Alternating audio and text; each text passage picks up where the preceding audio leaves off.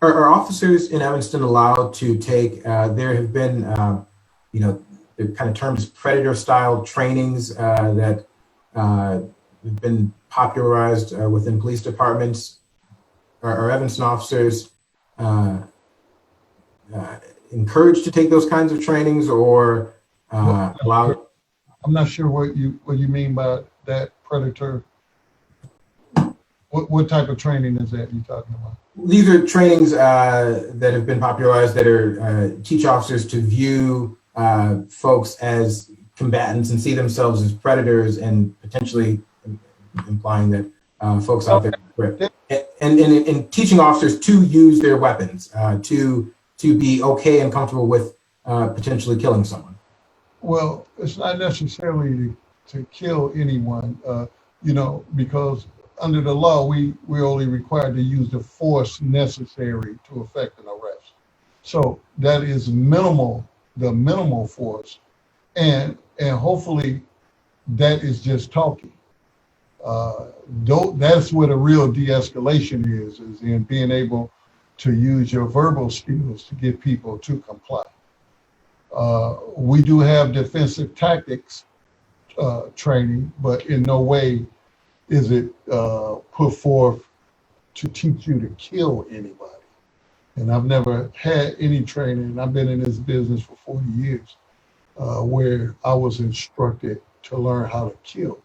Now, just the mere fact of firing a handgun at someone is your intention to kill, because you don't know what's going to happen with that bullet.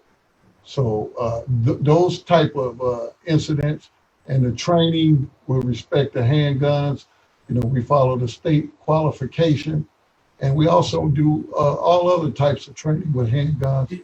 We have I just want to interject, Professor Beatty, give me the proper naming. It's called force science training. Yeah, we have people trained in force science, how to view and analyze the dynamics of use of force incidents. Professor Beatty, are you able to talk a bit about force science training? Yeah, so force science training is a form of training that police officers go to, and it's been largely debunked. The science behind it has been largely debunked, and a number of courts have found it deeply problematic. And essentially what it focuses on is bolstering police officers being able to say that they did not have enough time to fully process the nature of a threat. And because of that, they are unable to fully be, because of sort of the physiological process that happens when police officers are in high stress situations and having to actually take in the information visually, process it, and evaluate the threat. And it goes through a whole sort of quack science analysis of this. Generally, what it's used is to justify the killings of unarmed people. And it justifies the killings of unarmed people by using this sort of fake science to say, even if the individual was unarmed, the police officer was physically unable to fully evaluate the nature of the harm and to determine that the individual had a cell phone as opposed to a gun. So there are a number of trainings, a number of departments that use this, and places where they have been used. There's also been a real public outcry, and a number of police departments across the country have disavowed their association with force science because it is so deeply problematic and because it's so frequently used to frankly cover up bad police shootings. I want to bring in Dr. Harris and Adam on this. I don't know where the attorney gets her information from, but Force Science Institute teaches you about yourself, your physiological reaction. I ran a SWAT team, the South Cook County SWAT team, 110 SWAT officers, 48 suburbs in South Cook County, and no matter how long you're in this building, in this business, when it's gunfire, you could blank a stare and not know what to do. This teaches you to recognize those type of things It teaches you about your reaction to certain stimuli, such as someone firing at you. So I haven't heard it being debunked science. It may be debunked in your opinion because maybe you have an ulterior motive against that. But nevertheless, a lot of police departments still utilize that.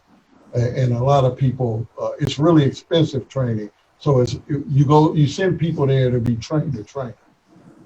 Does the city of Evanston, does the department pay for this training, Chief Cook? Yes, sir. Okay.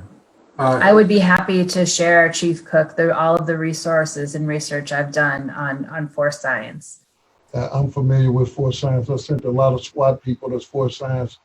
I understand how to utilize it, and I understand that it teaches you how to react to certain conditions, split second decisions. When you freeze up, when you get that tunnel vision. Well, with all due respect, sir, if you're not familiar with the critiques of force science and the scientific studies that have found it to be bad science, I don't know how familiar you can be with it. I've seen some of those. I don't think that's true. It's right here in Chicago. It's one of our homegrown institutes that I think that serve just as good a purpose as Northwestern University. I sent all my people there for law enforcement training at the Center for Public Safety. Not only Stanford Command, but the 3-week executive management, executive leadership. So I spend over there because I believe that's good training there also.